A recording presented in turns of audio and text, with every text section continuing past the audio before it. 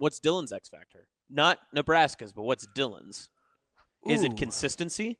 I think Dylan's X factor is his success rate pushing the ball downfield.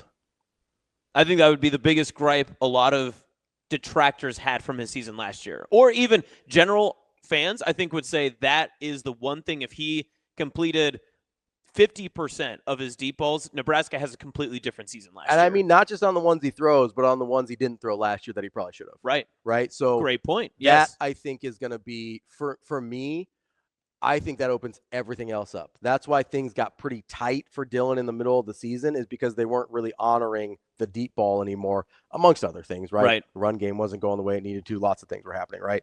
But if you're able to stretch the field, like, I can make the argument that part of the reason the run game wasn't going was because they didn't have to stretch the field. They could crowd the box a little bit. The reason the short passing game wasn't going and the tight ends weren't getting as involved as we wanted them to is because they weren't having to honor in the deep ball, and they were able to crowd the box a little bit and keep guys closer to the line of scrimmage. So, to me, his ability and part of it is play calling too. I feel like we didn't take enough shots or give him enough shot opportunities to do that last year as well. Well, I know there was a couple of times, and I don't remember if it was DB or not, so I don't want to put him on his spot. But I know there were a couple of times that other people had said that receivers had trouble getting off the line as well, which kind of makes a difference too. Yeah, so that can be an issue. That was the big. It was the Georgia quarterback that did the breakdown. Oh yes, after, Aaron Murray. Aaron Murray, yeah. I want to say Aaron Glenn. I was like, that's a safety. That's not that. That's not that. Not quite Aaron Glenn. Yeah, Aaron Murray, and that was an issue with some of the guys last year. And credit to Aaron Murray, I didn't think that was the case when he made the video. Obviously, that ended up being the case. So, credit where credit's due there. But yeah, there's I think that would be the thing for Dylan, is if he's able to consistently push the ball down the field with success, then that opens up a whole, we're going Aladdin here, whole new world for Nebraska's offense. Magic carpet ride. We're going to have a great time. Yeah. No, I completely agree with you. The only other thing I would think about is Dylan's ability to keep defenses honest with his feet a little bit. Okay. So not decision-making. Because box score watchers would point at I don't have a 14 and 11, and they would say 13, I think. Was it 13? Yeah. Okay. So if 13 and 11, they'd point at that. Not counting bowl game. Right. They would say, oh, well, clearly you need to be able to fix this. You always want more touchdowns than more interceptions. I don't have a problem with his decision-making. I still make the argument that several of those interceptions were the 50-50 balls in his first two, and that some of the other ones, I don't write them off. They were bad decisions, but they were almost freshman quarterback decisions. That the Rutgers one where he threw it straight out of linebacker is one that you watch on Sunday morning. You go, that was really dumb. I'm not going to make that mistake again. I would say at least half of his interceptions, I didn't have a problem with the decision. Now, sometimes he didn't execute the throw. That's a different thing, right? At least a few times it was on the receiver. I mean, there's two that were 50-50 balls. And then I think there were a couple, at least one more that I can think of off the top of my head, where it appeared to be a receiver decision where they either didn't finish the route they were supposed to or something to that effect. So, I mean, that's 3 of the 9 right there before I even have to stretch too far. I don't really have a problem with the decision-making. I get those interceptions are still likely going to happen some. You're going to lose some 50-50 balls. You're going to have a ball go off a receiver's hands and end up being a pick. I don't have a problem with that, but that's not a decision issue, right? That, to me, I didn't think his decision-making was an issue last year, except when sometimes he wouldn't let it go. Sometimes he probably needed to be more aggressive, even if not just a sack, going, hey, I've got a guy even, but I don't want to throw it. I'm going to throw this check down instead, right? Where probably need to give your receiver a chance. Now, he lost those 50-50 balls, so it probably stuck in his head a little bit, or if it's a 50-50 ball, I don't know if we win that. I'm trying not to turn the ball over. But if we're the only decision-making thing, and this is why I kind of wrapped it into the deep ball conversation, was there are some times I need him to let that ball go deep and live with the results. Right, yeah. Because that's the right decision to make in that situation, right? If you've got a guy even, there's no help over top, you have to let that ball go and live with the results. Yeah. Right? Yeah. That's to me, that's why I brought up some of the balls that he didn't throw in the deep game as part of what I was considering the X factor, because that to me does matter. Yeah. But again, I don't even think that's bad decision-making. It's just, I almost say a little immature decision-making. Bad decision-making is not being able to see the coverage, throwing it to right to a linebacker because you missed him dropping back into the kind of the midfield and area. He did have a few of those. He did have a couple. Yes. He had a couple UCLA, of those. Yeah, for sure. Rutgers, I think the Indiana interception. There was an Indiana one for sure. But like I said, I would say at least half of his interceptions I didn't think were decision-making issues. When I say not a bad decision versus an immature decision, sometimes you have to understand that the risk is worth it in a situation. And so that takes some maturity and growth to know, hey, this is a place where I need to take this shot, and it's okay. It's okay in this situation if it doesn't go the way we want it to. Yeah. Right. Yeah. Obviously, you never want to throw an interception, but I mean, we've all heard the term arm punt.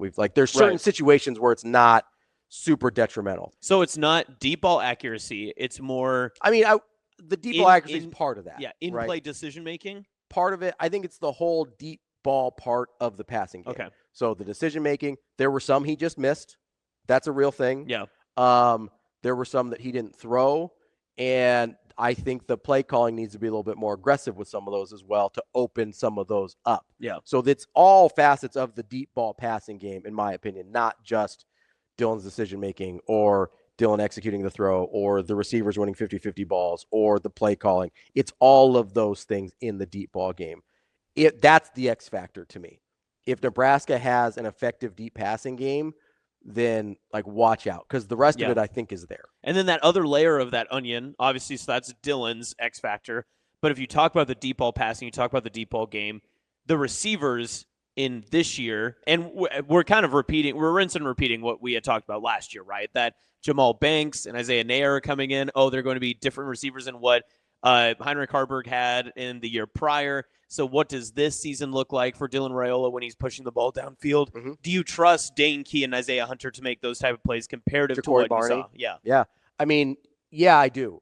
And to be fair, I didn't even include Ja'Cory Barney in that because I just translated it with two transfer receivers and two transfer receivers. But a second-year Ja'Cory Barney is a completely different addition to this offense comparative to what we thought about Nebraska's offense last year. And I know how he was used last year. I think they're going to use him to stretch the field this year too. A lot of his stuff was right around the line of scrimmage last year because they were just finding a way to get him the ball. Yeah. I think they're going to stretch the field with him this year as well. I do think Key and Hunter are really interesting to me because I do think as big of a body as Jamal Banks was, he wasn't always that physical of a receiver. We saw it in the blocking game. Right. And he wasn't really given an opportunity for jump balls either. He didn't really end up in that situation. Usually it was Isaiah Neyor because he was taller.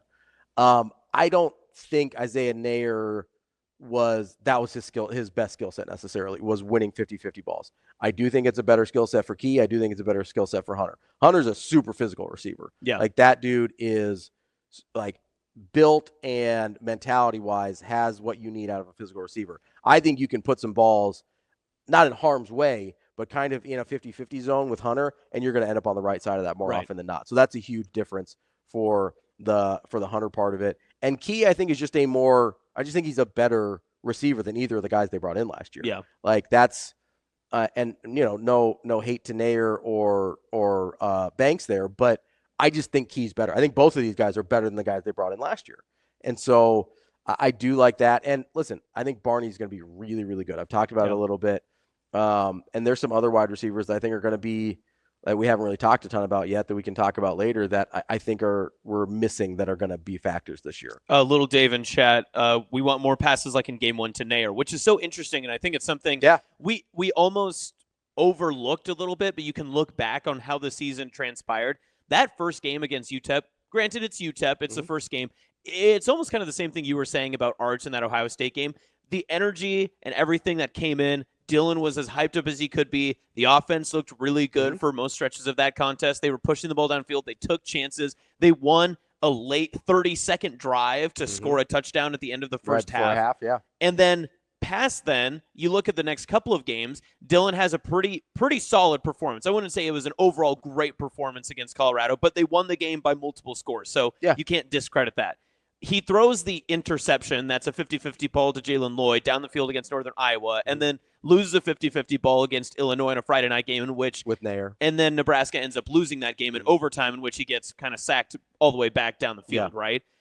That's a deep ball that he missed to Lindemeyer. Right, correct. So did those two games back-to-back, the Northern Iowa and then Illinois, maybe affect a little bit of the mentality of a young quarterback. And I'm not saying this is just Dylan, but in a young quarterback's mind, this is almost like media 101. This is what we're almost trained to say. Oh, well, this, it's kind of a fragile mindset. How do you get themselves out of that type of situation and get them back into being aggressive, getting them back to pushing the ball down the field? And I'd argue one of the best throws that he had then later on in the season is actually one of those first quarter drives against UCLA when he rolls out and just throws a prayer up to Ja'Cory Barney and gets the ball downfield. But then everyone in the stadium's going, no. What are we doing? What are we doing? But it's still a completion either way. Yeah. And then you even look to the Pinstripe Bowl. He was pushing the ball a little bit more downfield in Holgerson's offense, of course, but he throws an interception on one of the first drives of the game. Mm-hmm. Yeah, I do think there's, for a young quarterback, and I don't even think it's being like mentally fragile or anything. I think Dylan's a super cerebral quarterback, right? Mm-hmm. So I think he is considering a lot of factors when the numbers are like on the chalkboard in front of him when he's like playing the game. Like he's doing the beautiful mind thing, right? Yeah. And I think when he drops back and he goes, oh, that guy's even. Like, if you lose that 50-50 ball with Isaiah Nair, like, maybe you don't want to throw on that 50-50 ball to Isaiah Nair again. Right. Like, if you... And, like, I know what you're trying to say, too. Not every 50-50 ball is 50-50 depending on the receiver. Yes, right. And depending on the defender, right? Like, it looks 50-50, but different receivers do not allow you to have that same percentage. A 50-50 ball to Calvin Johnson's a 90-10 ball, right? Yes, like, you know what I mean? There's a different thing there. Yeah. So, and I get that's an extreme example, but you're in a position where I think he is going through these machinations and calculations in his head as this is happening, where he goes, okay, if this guy's even, I can probably throw it there. I trust him come down with the ball. If this guy is, I probably need to check down because I don't know that we're coming away with that one. And in this situation, an interception is more detrimental than it would be because we're in a 2-minute drive. We need at least a field goal here. A touchdown helps, but an interception kills us and a field goal keeps us alive. Like, you're going through a lot of variables in your head in real time. Some of that's before the line of scrimmage, before you get to the play, like as you're walking through kind of like time and space and situation. But some of that's happening in real time. And so I think if you trust your wide receivers more, that's a huge part of it. And then you brought up the Pinstripe Bowl. Dana Holgorsen famously calling plays in that one. Yes. Like, I think you're going to see more aggressive play calling as well. Yeah. Like, there's a lot of things that lead me to believe that X factor is going to go the way I need it to for Nebraska to have the season that I think they're going to have. But it is, for me, in the passing game, by far the biggest question mark. And I'm doing a pet project currently, just for my own knowledge and to feed into some stuff that you and DB will eventually talk about as well, I'm sure, after these media days wrap up today, tomorrow, and so on. But there's something about Dana Holgorsen quarterbacks that everyone just assumes that, well, the quarterbacks have played well, they have these statistics, that sort of thing. Here's another thing about Dana Holgorsen quarterbacks. Yes, they have thrown the ball more. They have uber amounts of attempts. Famously, Case Keenum is one of the all-time passers in college football history statistically because he threw 500 pass attempts almost every single season. The one thing that Dana Holgorsen allows his quarterbacks to do is to make mistakes. All of his quarterbacks usually have almost double-digit interceptions, except for a couple of years of Geno Smith, that they will have years in which they will throw the ball downfield, they will take chances, and sometimes that plays will go off or whatever the case is. But Dana doesn't discourage the ability to throw the football. He trusts his quarterbacks to make decisions, and you're rewarded in that because instead of a quarterback touchdown interception ratio of 13-11 or 13-10 or whatever, they're 34-10 or they're 38-12. Yeah. Those are really good numbers that I think if your touchdowns are 20 more than interceptions, you'll live with 10 interceptions. Absolutely. Yeah, it's not about the number of interceptions, it's about the fact that, like, if Dylan last year had ended up with 18 touchdowns and 11 interceptions. How many more wins is that? 21 touchdowns, 11 interceptions. Yeah. Like, nobody cares about the 11 interceptions. We'd be like, it'd be nice if we took care of the ball a little bit better, but we're not losing sleep over the touchdown interception ratio. We're not losing sleep over, and a lot of that's on receivers and a lot of that's on play calling. Yes. Right? Yeah. Now, a lot of that's on Dylan too. He's got to get better from year 1 to year 2, but I look at that and I go, okay, he was a true freshman. He's going to get better. Yeah. You've got Dana Holgorsen this year. The play calling is going to be better. And I liked Marcus Satterfield better than most, but Dana Holgorsen, like, I'm going to have a hard time using both hands to count the number of guys I would take over Dana Holgorsen in terms of play calling. Like, it's not a long list. So regardless of who the offensive coordinator was before, it was going to be an upgrade to bring in Dana Holgorsen. That's just who he is as a play caller. So, like, all of that's improved for him. I have no reason to believe it's not going to be that second-year jump that we're hoping for and that Nebraska needs. Right, yeah. Sid in chat, Dylan had 34 touchdowns, only 1 interception his senior year of high school. over 3 years, he was 88 touchdowns and 11 interceptions. Just an interesting fact. And that goes to your point. He's a cerebral quarterback. Yeah, that's why I'm not. Do you know how many? Maybe there are a lot of great high school offensive coordinators. I don't think Dylan had all of the 3 greatest high school offensive coordinators during his time. No. Changing high schools and such. Well, and here's the interesting thing is, and I know this gets used against him. I'll be like, oh, he changed high school 3-4 times, whatever. You're talking about different receivers. You're talking about different offensive coordinators. You're talking about different offensive lines. You're talking about different systems. Different competitions, all that stuff. And the results were very similar across those 3 things, right? So there's more of a constant here with Dylan's decision-making than I think there is with he threw a lot of interceptions last year. Yeah. And to be clear, like you said, 11's not even that many. No. Like, it's really not. Yeah. It's more than you want, probably. You'd love to keep it under double digits. But the only reason you have an issue with 11 is because he didn't have more touchdowns. Yeah. It doesn't look as pretty. And let's be honest. Let's switch just the 2 50-50 balls. All of a sudden, it's 15-9, and we're probably having a different conversation. Yes. Yeah. 15-9, a lot of people feels way better than 13-11. Again, there's just right. We went through it last week with the top 40 quarterback ranking and everything. If he went 15-9, the box score watchers across a lot of national college football, he'd be 20th. Look a lot better. He'd look a lot better. I don't. And let's not forget, he threw the ball over 400 times last year. 67% completion rate. And a sub 3% interception rate. I mean, that's like famously. That's very good. We talked about this last week. DJ Lagway, 2 full percentage points above that. Like, I get that the number was lower, but this is why you can't be just a box score watcher. Yep. Like, we got to start handing out bingo sheets for this show. The box score watcher. Box score watcher. DJ Lagway mentioned. Competitive stamina. Like, yes. Damon eats unfrozen meat or something like that. Yeah. Refrigerated food. But like 2.7 interception percentage, like 11 interceptions over 400 attempts, or whatever 2.7 comes out to if you go 500 attempts, whatever that number is. Like, you'll take that. That's not a bad number. The problem is the touchdown percentage probably needs to be twice what it was. Yeah. Right? But again, just flip the 2 50-50 balls. Or, like, I don't know, pick Isaiah and Nair not getting alligator arms against Iowa. Yeah. Like, that's not on Dylan. I forgot about that. What do you want me to do? Yeah, like, that's not on Dylan? What do you want me to do? Yep. The guy just didn't reach. Like, that was a touchdown. He was going to score. Yes. Yep. Like, what do you want me to do with that? I'm supposed to put that on Dylan? Yep. You're right. You're 100% correct. Absolutely not. Isaiah Hunter's taking that to the house. Yes. It's over. Yep. Dane Key's taking that to the house. Like this.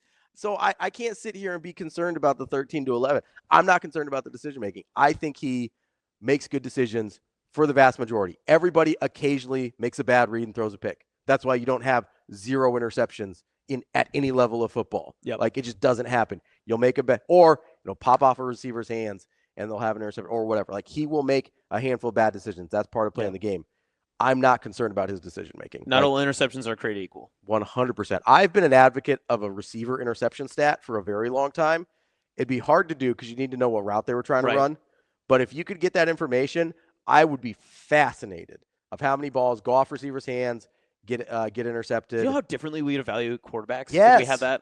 Because there's a lot of quarterbacks out there, and professionally, the one that I think of mostly is Matthew Stafford. So I think Matthew Stafford's had a lot where he's like just yucking it up and throwing it and just giving chances. There's been a lot, and especially in those Lions days when he was not throwing to Megatron, that they were going off people's hands and going in the dirt, and someone was dropping him or fumbling around and got picked off. Like his stats would be significantly different. Well, and then you've got guys like, okay, if a receiver runs the wrong route and the quarterback throws it to where the guy was supposed to be, like, is that on the quarterback?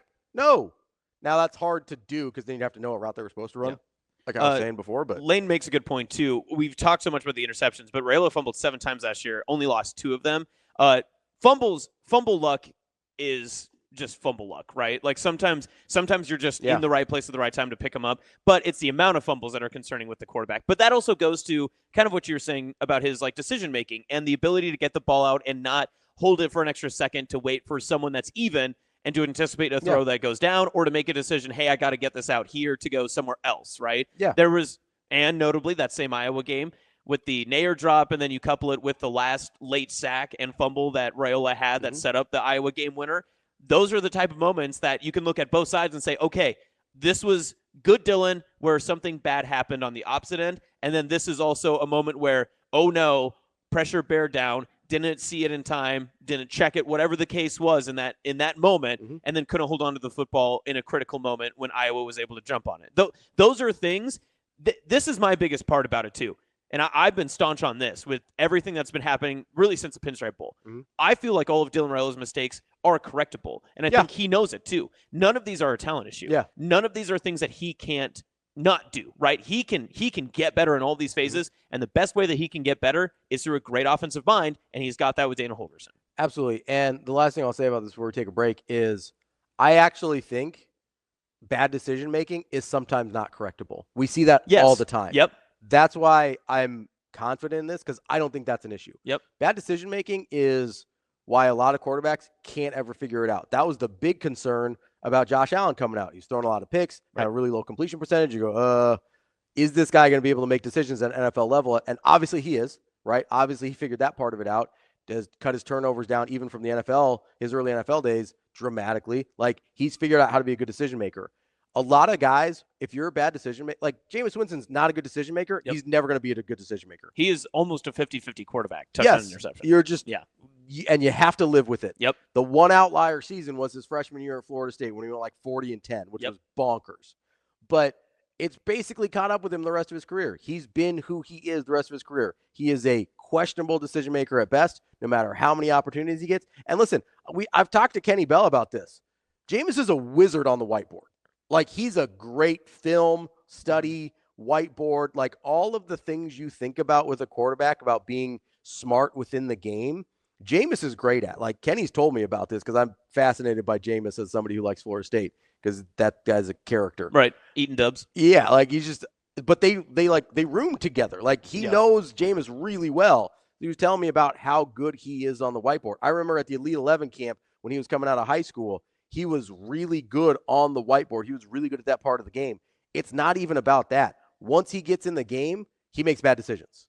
Like, so those are two separate things. You can't just look at Jameis and think he's a dummy because he acts weird and he talks about eating W's. And I think because the way he sounds, like he's got kind of a voice where you're like, oh, he must not be that smart, right? Because he kind of got that Southern, like, way. I don't know. He's not Cajun, but like it almost gives off like the Cajun guy vibes from Waterboy. Well, like, he also speaks in like mystery whispers. Yes, he does. I don't think, like, much like me, sometimes when he speaks, he doesn't know how his sentence will end, and he just kind of rolls with it until he hits the period. But yes, he's got a little Michael Scott to him, you know. And so there's. I would have paid a lot of money to watch like an Office like series just called The Bucks, where it's just Jameis. But yeah, so like you can be a genius on the whiteboard and still make bad decisions in the game, right? I don't have that concern about Dylan. I think he's a good decision maker.